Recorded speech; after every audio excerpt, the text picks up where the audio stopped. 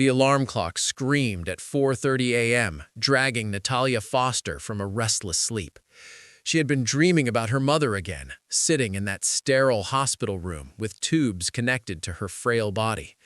The dream felt too real because it was her reality.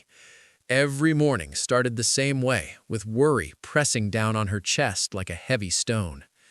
Natalia dragged herself from the narrow bed in her tiny shared apartment. The mirror reflected a tired face, dark circles under green eyes that once sparkled with ambition. At 23, she should have been focused on finishing her fine arts degree, not calculating how many hours she needed to work to afford another week of her mother's treatment.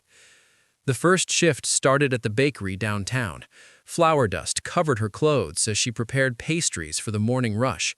By noon, she would run to the library where she worked as an assistant, shelving books and helping students find references. Then came the evening shift at a small restaurant, serving tables until her feet ached. 3 jobs, 7 days a week, and still the medical bills kept piling up like an impossible mountain. Her roommate, Christine Yang, came from a completely different world. Christine's family owned a chain of luxury hotels, and she attended university more for fun than necessity. Despite their different backgrounds, Christine had become a true friend. That evening, as Natalia collapsed onto the couch after another exhausting day, Christine sat down beside her with an unusual expression. "I need to tell you something," Christine began carefully, "but promise you will not judge me or think badly about what I am going to say." Natalia turned to face her, too tired to imagine what could require such a serious tone. Christine explained that her social circle included people who attended exclusive events, gatherings where wealthy individuals met companions for high-profile occasions. She mentioned an upcoming auction, different from anything Natalia had experienced before. "These events are completely legitimate," Christine emphasized. "Wealthy men bid for companions to attend galas, business dinners, or charity events. Everything is professional and protected by legal contracts. The compensation is significant because these men value discretion and elegance." Natalia felt her stomach tighten. The idea seemed impossible, something from a different reality. Yet Christine continued, explaining that many young women used such opportunities to solve financial problems, pay for education, or help their families. The amounts mentioned made Natalia's head spin. One evening could cover months of medical bills. "I would never suggest this if I did not believe you would be safe," Christine added softly. "I know people who organize these events. They are professionals who ensure everything stays respectful and within agreed boundaries." That night, Natalia could not sleep. She thought about her mother lying in that hospital bed, getting weaker each day because they could not afford the advanced treatment she needed. The doctors had been clear. Without proper care, her mother had perhaps 6 months. With the right treatment, she could recover and live a normal life again. The decision felt like standing at the edge of a cliff. Every moral lesson she had learned seemed to scream against the idea. Yet love for her mother pushed her forward. 2 days later, she found herself signing papers in an elegant office, her hand shaking as she wrote her name. The auction took place in a historic mansion on the edge of the city. Natalia arrived in a borrowed dress, a simple black gown that Christine had insisted she wear. The mansion glowed with golden light, and expensive cars lined the circular driveway. Inside, crystal chandeliers cast rainbows across marble floors. Women in stunning gowns gathered in a private room, each preparing for the evening ahead. A coordinator explained the process in a calm, businesslike manner. They would be introduced one by one. Interested parties would bid. The highest bidder would have their company for an agreed-upon period, usually for attending specific events over several weeks. Everything would be documented in a contract. When Natalia's turn came, her legs felt like water. She walked onto a small stage in the grand ballroom, aware of eyes studying her from the dimly lit audience. Her heart hammered so loudly she wondered if others could hear it. The auctioneer began describing her background, mentioning her art studies and elegant demeanor. The bidding started slowly, numbers that already seemed unreal to Natalia's ears. Then a voice cut through the room, deep and commanding. The bid jumped dramatically, silencing other participants. Natalia tried to see who had spoken, but the stage lights blinded her to the audience. The auctioneer seemed surprised by the amount, pausing before asking if anyone wished to counter. Silence filled the grand space. The gavel fell with a sharp crack that made Natalia jump. "Sold to Mr. Victor Ashford," the auctioneer announced. The name sent whispers rippling through the crowd. Natalia had heard of Victor Ashford. Everyone had. He was one of the youngest billionaires in the country, having built a technology empire before turning 30. Magazines called him brilliant but cold, a man who never smiled in photographs and never appeared with the same companion twice. As Natalia stepped off the stage, her legs shaking, a tall figure emerged from the shadows. Victor Ashford was striking in person. Dark hair swept back from a sharp, angular face. His suit probably cost more than everything Natalia owned. But what caught Natalia's attention were his eyes, steel gray and completely unreadable. They studied her with an intensity that made her want to look away, yet she forced herself to hold his gaze. "Miss Foster," he said, his voice as cool as his expression, "we should discuss the terms of our arrangement." He gestured towards a private room off the main hall. Natalia followed, aware that her life had just changed in ways she could not yet comprehend. Behind his controlled exterior, she sensed something unexpected. Maybe it was loneliness, or maybe just her imagination, but for a brief moment she thought she saw something human flicker in those gray eyes. The door closed behind them, and Natalia realized that whatever happened next would define not just her immediate future, but possibly everything that came after. This man had just paid an enormous sum for her time. Now she would discover what he truly wanted, and whether she had made the biggest mistake of her life or stumbled into something that might save more than just her mother's health. Victor motioned for her to sit, then positioned himself by the window, looking out at the manicured gardens below. When he finally spoke, his words were not what she expected. "Tell me about your mother's condition," he said quietly, "and do not lie. I already know why you are here." Natalia stared at Victor Ashford, unsure whether to feel relieved or terrified that he already knew her circumstances. His question hung in the air between them, direct and impossible to dodge. She took a breath, deciding that honesty was her only real option. "My mother has a rare heart condition," she began, her voice steadier than she felt. "The doctors say she needs specialized treatment that our insurance does not cover. Without it, she has maybe 6 months. With proper care, she could fully recover."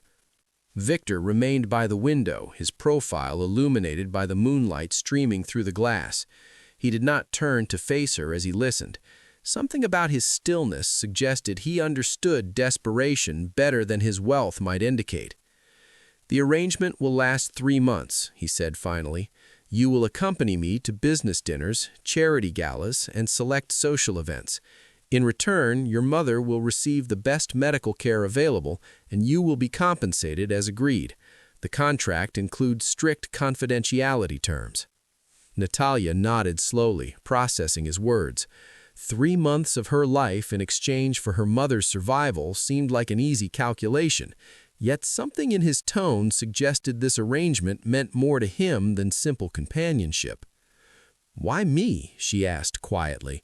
There were other women there tonight, more experienced, more confident. For the first time, Victor turned to look at her directly. His gray eyes held an expression she could not quite identify. "Because you were the only one who looked terrified. Everyone else was performing. You were real." The first week in Victor's world felt like landing on a different planet. His penthouse occupied the top 3 floors of the city's tallest building. Windows stretched from floor to ceiling, offering views that made Natalia feel like she was floating above the earth. The furniture was minimal, but clearly expensive, all clean lines and neutral colors. Everything felt cold and precise, like Victor himself. A room had been prepared for her, larger than her entire previous apartment. The closet contained clothes in her exact size, designer labels she had only seen in magazines. A stylist arrived the second morning to discuss her look for upcoming events. Natalia felt like a doll being dressed for display. But Victor surprised her. He was rarely home, spending long hours at his company headquarters. When they did interact, he was polite but distant, treating their arrangement like a business transaction. Yet small gestures revealed something deeper. He ensured her mother was transferred to the finest private hospital with doctors who specialized in her specific condition. He never mentioned the cost.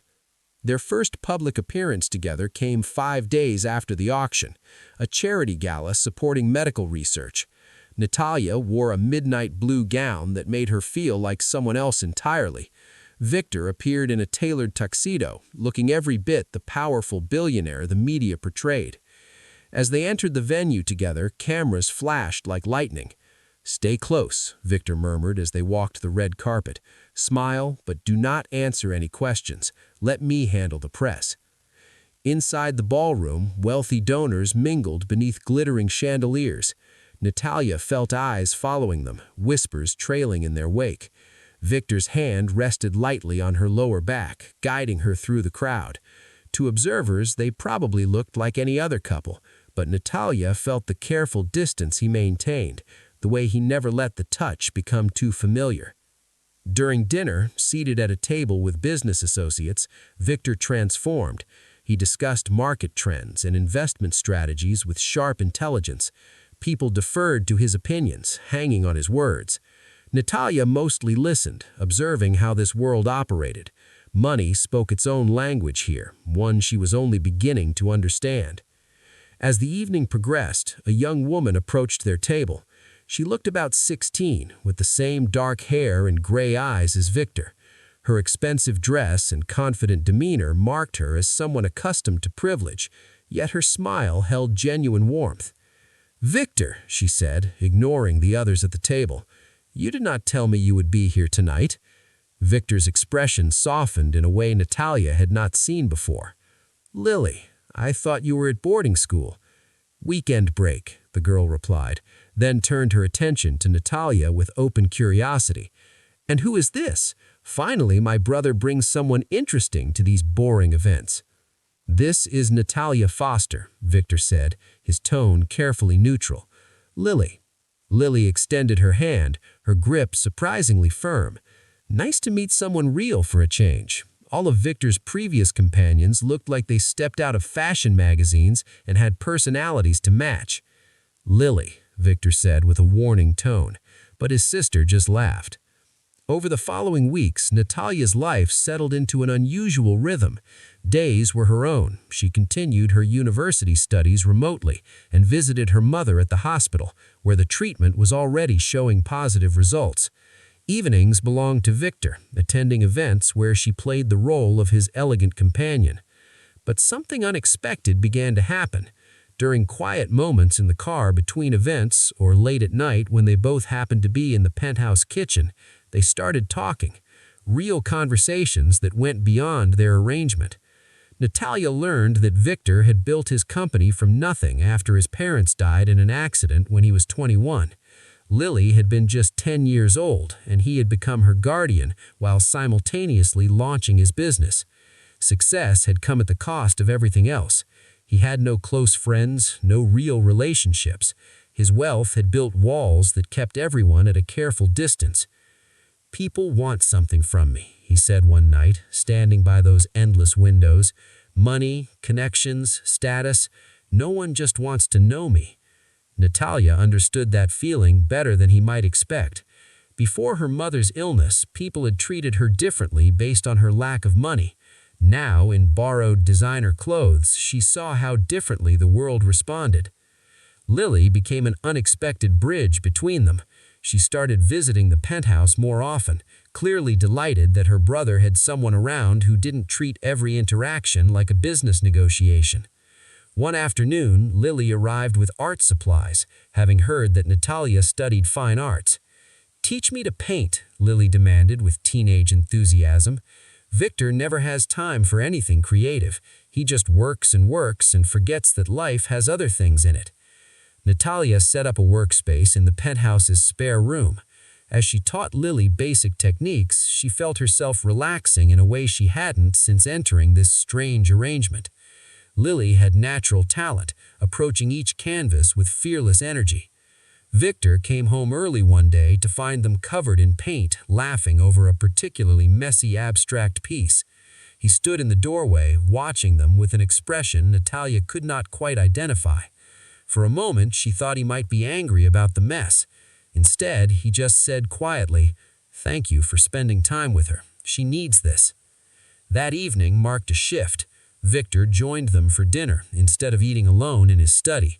He asked about Natalia's classes, her artistic inspirations, her plans after graduation. The questions felt genuine, not polite small talk. She found herself responding honestly, sharing dreams she had almost forgotten while drowning in worry about her mother's illness. But their growing connection could not exist in a vacuum. At a business dinner the following week, Natalia overheard two women in the restroom discussing Victor's mysterious new companion.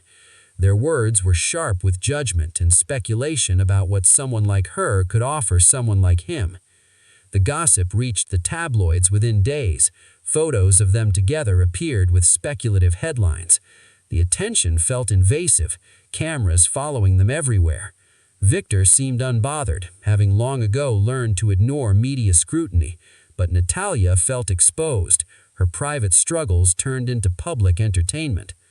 The breaking point came at a gallery opening. A prominent art dealer made a cutting remark about young women using wealthy men as shortcuts to success. The comment was clearly directed at Natalia, loud enough for nearby guests to hear. Humiliation burned through her, tears threatening despite her efforts to maintain composure. Victor's hand found hers, his grip firm and reassuring. "We are leaving," Victor announced, his voice cold as ice. To the dealer, he added, "You are no longer welcome at any event I attend or support. Consider your reputation in this city finished." In the car, Natalia couldn't hold back the tears any longer. Maybe this was a mistake. People think I'm using you, that I'm just another gold digger. Victor turned to face her, his gray eyes intense. "I don't care what people think. For the first time in years, I feel like someone sees me more than my bank account or business achievements. You treat me like a person, Natalia. That matters more than any gossip." His words hung between them, charged with meaning that went beyond their arrangement. Natalia realized with sudden clarity that somewhere along the way, this arrangement became something neither of them had planned. The careful distance they had maintained was crumbling, replaced with something real and terrifying. Back at the penthouse, Victor walked her to a room but did not immediately leave. "Your mother's treatment is progressing well. The doctors say she will make a full recovery." "Thanks to you," Natalia replied softly. "The contract ends in 6 weeks," Victor continued, his voice oddly hesitant. "But I find myself hoping you might want to stay longer, not because of any agreement, but because you choose to." Before Natalia could respond, his phone rang. The accusation hit like a physical blow. Natalia felt the room spin as Victor's words registered. Someone was deliberately trying to destroy what had grown between them, weaponizing their arrangement into something ugly and criminal. "That is insane," Natalia said, her voice shaking. "I do not know anything about your business deals. I barely understand what your company does." Victor's expression remained unreadable, but his jaw tightened. "I know that, but perception matters in my world. The board is already questioning my judgment. They think I have become compromised, that emotional involvement has made me careless." The word emotional hung in the air between them, acknowledging what neither had openly admitted. Their arrangement had stopped being purely transactional weeks ago. The realization made the current crisis even more painful. "Who would do this?" Natalia asked, trying to think through the panic rising in her chest. Victor moved to his desk, pulling up security footage and documents on his computer.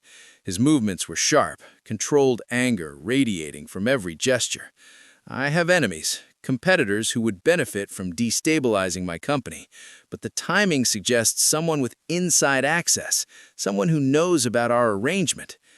The emergency board meeting was scheduled for the following morning. Victor spent the night in his office, reviewing files and making calls. Natalia could not sleep, pacing her room as worst-case scenarios played through her mind. Everything she had tried to build, the hope for her mother's recovery, the unexpected connection with Victor, all of it threatened to collapse. At dawn, she found Victor still awake, looking exhausted but determined. "Whatever happens today, I want you to know something," he said quietly. "Meeting you changed something in me. You reminded me that life exists beyond profit margins and stock prices. Whatever the board decides, that matters." The words should have comforted her, but they felt like a goodbye. Natalia watched him leave for the meeting, feeling helpless and afraid. Hours passed with no word. Natalia tried to distract herself by visiting her mother at the hospital. The transformation was remarkable. Color had returned to her mother's face, and she was sitting up in bed, reading a book. The doctors were optimistic about her discharge within weeks. "You look worried, sweetheart," her mother observed. "Is everything all right?" Natalia forced a smile, not wanting to burden her mother with the current crisis. "Everything is fine, just tired from late events." Her mother reached for her hand, studying her face with the insight only a parent possesses. "You care about him, don't you? This Victor Ashford. I see it in your eyes when you mention his name." The truth stuck in Natalia's throat. She had been trying not to acknowledge her feelings, knowing their arrangement had an expiration date. But her mother's gentle question broke through her defenses. "I did not mean to. It was supposed to be temporary, just business. But he's not what I expected. Behind all that wealth and power, he's lonely and kind and trying so hard to do right by everyone he cares about." Her mother squeezed her hand. "Love does not follow rules or timelines, darling. It happens when we least expect it." The conversation was interrupted by her phone ringing. Victor's name flashed on the screen. Natalia answered with her heart pounding. "The board meeting just ended," Victor said, his voice tight. "Can you come to the office? We need to talk." The journey to Victor's corporate headquarters felt eternal.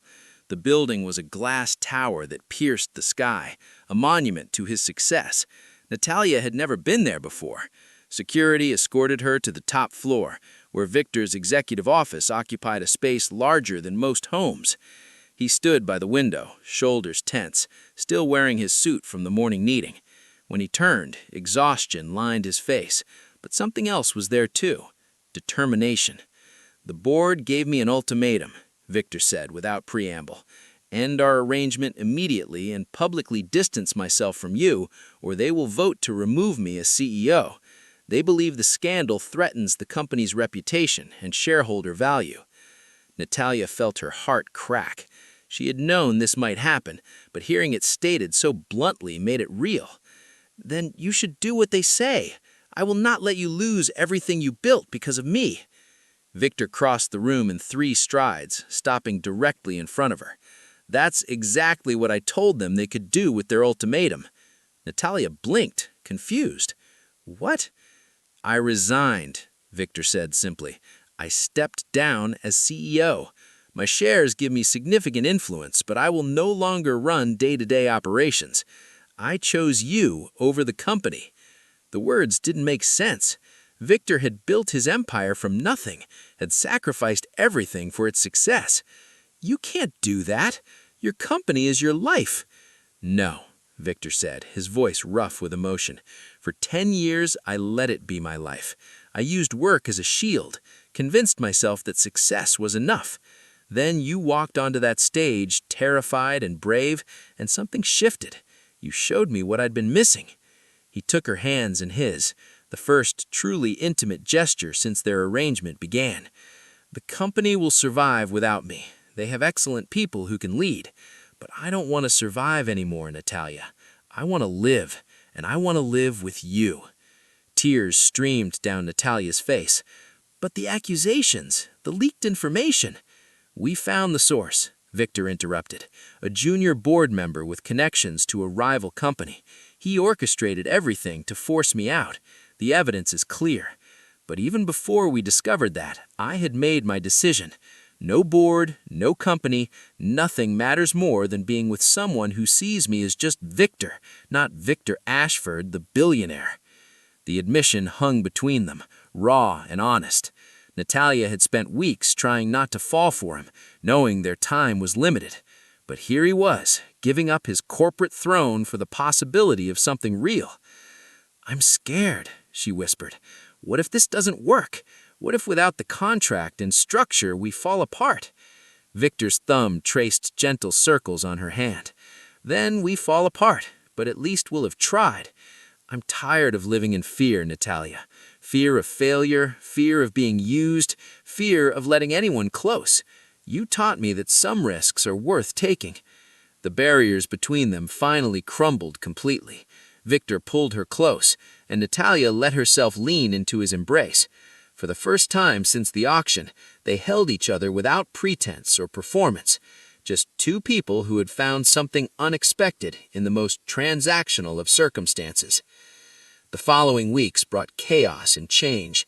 News of Victor's resignation dominated business headlines. Some called it reckless, others romantic. Public opinion divided sharply. Natalia faced renewed scrutiny, photographers following her everywhere, strangers commenting on her life. But Victor stood beside her through it all, unbothered by the noise. He used his time away from corporate pressures to reconnect with Lily, taking her to museums and art classes. He started investing in smaller ventures that aligned with his values rather than just profit potential. Most importantly, he and Natalia began building a relationship based on choice rather than contract. Natalia's mother was discharged from the hospital 6 weeks after treatment began, healthy and strong. When she met Victor properly for the first time, she studied him with a mother's careful eye before smiling warmly. "Thank you for saving my life," she said simply. Victor shook his head. "Your daughter saved mine long before I helped you. She reminded me what really matters." The moment that defined their new beginning came 3 months after Victor's resignation. He took Natalia back to the mansion where the auction had occurred, now empty and closed for renovation. They stood in the grand ballroom where they first met. "I need to tell you something," Victor said, his voice echoing in the empty space. "That night when I bid on you, I had no intention of attending the auction. I was driving past and saw you getting out of the car, looking absolutely terrified. Something made me stop and go inside." Natalia remembered that moment, the fear that had nearly paralyzed her. "What made you bid?" "When you walked onto that stage, you looked so brave despite your fear. You were trying so hard to be strong. And when they called your name, I saw you close your eyes and take a breath like you were preparing for battle. In that second, I knew I had to be the one, not to possess you, but to protect you." He reached into his jacket pocket and pulled out a small box. Natalia's breath caught as he opened it to reveal a simple but elegant ring. "I'm not asking you to marry me," Victor said quickly. "Not yet. We still have so much to learn about each other. But I am asking you to choose this, to choose us every day. No contract, no transaction, just two people deciding that what we found is worth everything." Natalia took the ring from the box, studying how it caught the light. It was beautiful in its simplicity, so different from the ostentatious displays of wealth she had witnessed in this world. It represented something pure and real. "Yes," she said, slipping the ring onto her finger. "I choose us every single day." They left the mansion together, walking into bright sunlight.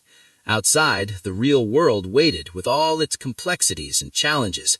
There would be difficult days ahead, moments when their different backgrounds created friction, times when they questioned their choices. But they had learned the most important lesson. Love cannot be bought or sold, contracted or controlled. It grows in unexpected places, between unlikely people, when hearts remain open despite fear. The auction had brought them together, but choosing each other every day would keep them together. As they